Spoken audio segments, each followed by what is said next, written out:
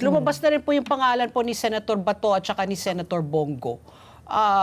Pero sinabi naman, I haven't read the decision, pero batay dun sa isang news article na nabasa ko kanina, parang sinasabi dun sa news article, siguro quoting from the decision, na hindi porket nabanggit yung mga yon, automatic na guilty na rin sila. You have to prove also their participation. Oo. So, kumbaga, for now, parang wala naman pong banta na sila rin po ay kailangan ipadala sa The Hague.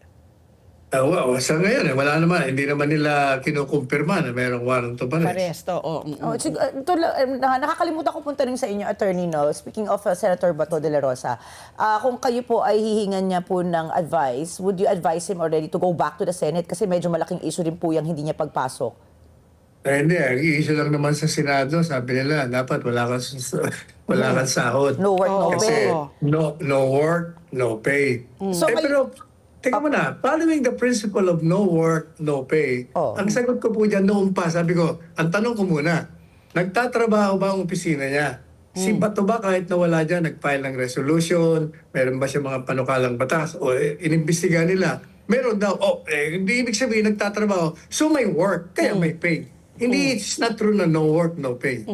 Do you think po ba at this point po, meron na pong may talagang threat po kina Senator Bato at saka Senator Bongo na sila naman ang isusunod? Kasi ito, kumbaga, parang president na to ng alam mo yan, pag-aresto, no? Na wala naman supposedly jurisdiction, ano? Pero since nangyari na po, meron po bang totoong banta na ngayon sa kanila kanilang kinakatakot? Ang nagsasabi ho na merong warrant of arrest si Rimulya mismo Paano? Di siyempre maniniwala naman yung biktima ng balitang yan. Bakit naman siya lalabas para lang siya kalagkarin sa The Hague?